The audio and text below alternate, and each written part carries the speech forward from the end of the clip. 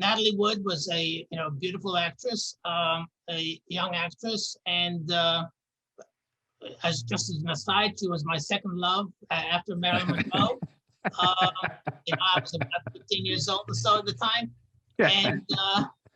and this was a Thanksgiving weekend, and she and her husband and her co-star were on their yacht on a Thanksgiving holiday weekend, cruising around Southern California.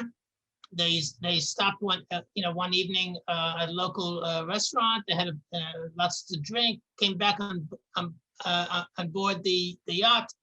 The men continued drinking. Natalie Wood eventually disappeared off the boat. By 1:30 in the morning, they couldn't find her.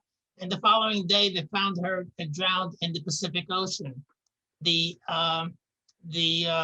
lifeboat or dinghy was also missing. They found it also in the ocean. So the bottom line is that the coroner, an autopsy was done. The coroner concluded that she died from it was an accidental death.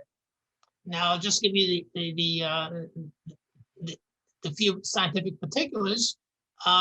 They found some alcohol in her system, which was approximately 75% more than drivers in the United States are allowed permitted to have in order to drive. Of course, she wasn't driving, so it's not an issue. But in terms of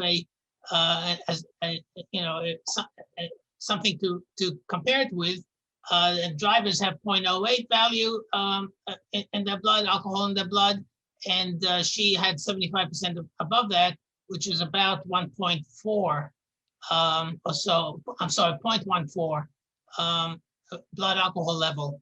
Not enough to cause death by any means, but enough to make you wobbly and maybe somewhat giddy and maybe be slow on your feet, unable to comprehend what you're doing. And it's possible that she tripped and she fell into the water.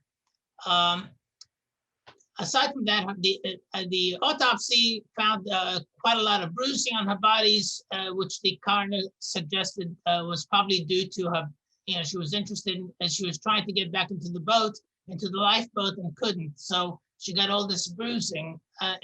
There's really no other anatomical changes that would have explained why she died. And we know she drowned. She obviously drowned.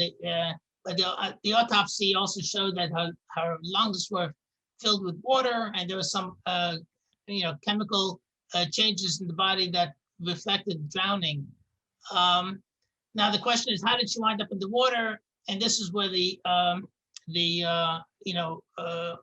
public comes in with their various theories, because apparently at one time or another, Natalie Wood said that she was afraid of the water, does not go swimming. So then how does she wind up being in the water?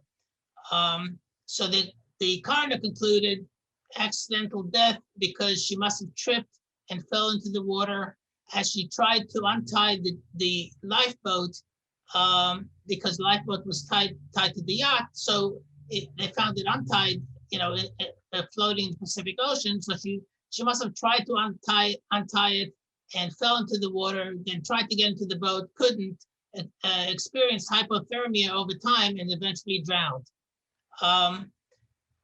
Which sounds plausible. Again, with that amount of alcohol in the system, it's plausible that she, somehow tripped and fell.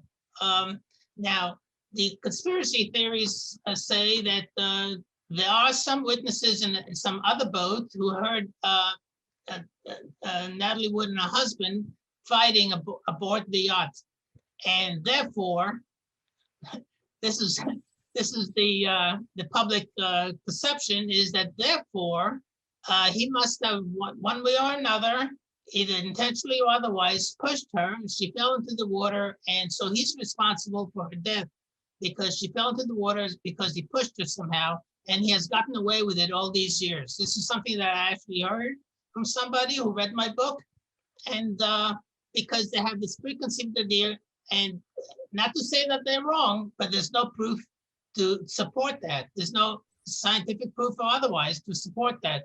The scientific proof indicates that she drowned. The cause of death, drowning. There's no disputing that, but the dispute is the manner of death. Coroner said it was an accident. People say no, it must have been a homicide.